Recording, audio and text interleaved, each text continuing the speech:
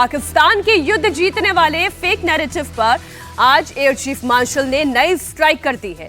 Air chief marshal AP Singh ने operation सिंदूर के दौरान पाकिस्तान को हुए नुकसान के बारे में बताया। एपी सिंह ने दावा किया कि भारत के हमले में पाकिस्तान की बड़ी संख्या में हवाई अड्डे तबाह हुए, 4 जगहों पर रेडार सेंटर तबाह हुए, 2 से 3 हैंगर रनवे पर ध्वस्त हुए। इतना ही नहीं, 4 से 5 F-16 के एयरबेस और एक SAM सिस्टम को भी भारी नुकसान पहुंचाया गया। एपी सिंह ने बताया कि भारत ने पाकिस्तान के 5 लड़ाकू विमान भी मार गिराए। इसमें F-16 और F-17 जैसे लड़ाकू विमान भी शामिल हैं। आप सुने एयर चीफ मार्शल को, फिर चर्चा शुरू करेंगे। चलिए, बयान जब तक आ रहा है तब हम चर्चा ही आगे बढ़ा लेते हैं। अब कितनी बार विनोद जी पाकिस्तान को सबूत दिए जाएंगे? 1 बार, 2 बार, 3 बार, 4 बार, लेकिन फिर भी बोलना नहीं चाहिए, पर कुत्ते की पूंछ है ना जो टेढ़ी है, टेढ़ी की टेढ़ी ही रहती है। चलिए, किसी देश के बारे में ऐसा नहीं बोलना चाहिए, लेकिन हमें सबूत देने की जरूरत क्या है? हमें जो है पाकिस्तान को या अमेरिका को या किसी भी देश को सबूत देने की क्या जरूरत है? हमारी सेनाओं ने वो काम कर दिया जो हमें करना चाहिए था। अपने टारगेट अचीव किए, आतंकवादी ठिकानों को तबाह किया, और जब पाकिस्तान ने रिटेलिएट किया तो उसका माकूल जवाब दिया।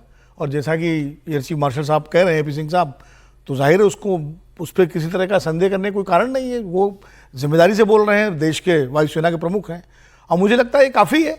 ये देश के बाहर भी और देश के भीतर भी जिसको भारतीय सेना की क्षमता पर किसी भी तरह का शुबा हो, शक हो, उसके लिए हमारे वाइस चीफ मार्शल का बयान काफ़ी है। एयर चीफ मार्शल का बयान ही काफी, खाली इसमें मुझे खाली एक चीज़ का जरूर कहना है कि जैसे ये सारी चीज़ें तो हैं, ये सब चीज़ें जब प्रधानमंत्री जी ने जवाब दिया लोकसभा में और राजनाथ सिंह ने जब बोला रक्षा मंत्री, तो ये सारी चीज़ें उसमें आनी चाहिए थी कि हमने 5 लड़ाकू विमान गिराए, हमने ये तबाह किया। ये डिटेल भी आना चाहिए था संसद में चर्चा के दौरान, क्योंकि चीज़ें अभी तो आई नहीं, ये तो तब आ चुकी होंगी उनके सामने।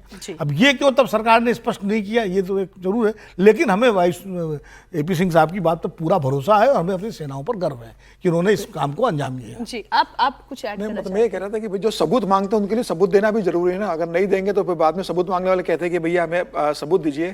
और मुझे लगता है कि इतनी अच्छी खबर, इतने बेशर्म है कि यूनाइटेड नेशन में जाकर कि जब इतनी अच्छी खबर है तो वो टुकड़ों टुकड़ों में ही आते रहना चाहिए। बार बार दर्द बढ़ना चाहिए, एक ही बार में दर्द दे दो तो आदमी भूल जाता है।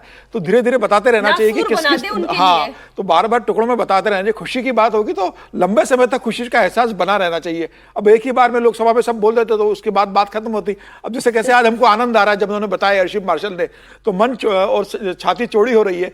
तो बार बार मौका आते रहना चाहिए। और मैं ईश्वर से प्रार्थना करता हूं कि हर 4-6 महीने बाद ऐसी खबर मिलते रहे पाकिस्तान को लेके कि भारतीय सेना ने पाकिस्तान के साथ क्या क्या किया था, वो जानकारी बाहर आते रहने चाहिए। एक बार बयान हम सुना देते हैं, हमारी टीम बता रही है बयान आ गया है, आप सुने।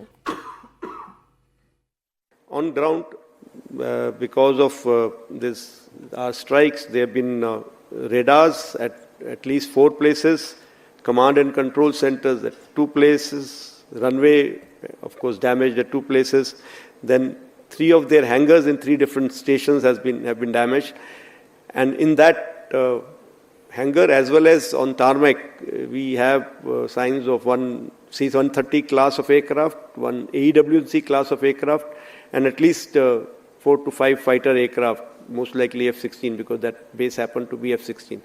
Along with that, 5 fighters that are high-tech fighters of between F-16 and JF-17 class is what our system tells us.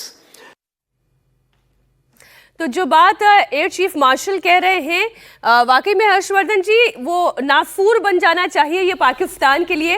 रह रह कर जख्म पे जख्म मिलते रहे पाकिस्तान को, तो उनकी भी होश की दवा की तरह ये काम करे। नहीं, जिनकी आदत बुरी है, उन बुरी आदतों को ठीक करने के लिए तो आपको ये करना ही पड़ेगा।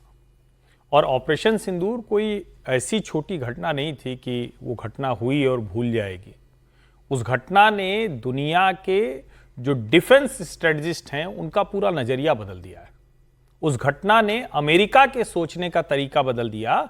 जिसको लगता था कि भारत की रक्षा रणनीति क्या है, भारत की रक्षा क्षमता क्या है, डिफेंस कैपेबिलिटीज क्या है, उस घटना ने चाइना की थोड़ी सी, जिसको कहें कि समझ विकसित कर दी कि नहीं नहीं ऐसा भी नहीं है। हम जो समझते थे कि हम 5th जेन 6th जेन हम उधर जा रहे हैं, ये तो अभी 4th जेन पर पड़े हैं, 4.5 जेन के लिए इनको बड़ी मुश्किल है फाइटर जेट की। जिनको ये लगता था कि नहीं नहीं इजराइल है जो सबके बीच में फंसा होता है तो भी लड़ लेता है, आयरन डोम दिखता था, हमने वो सब करके दिखाया है।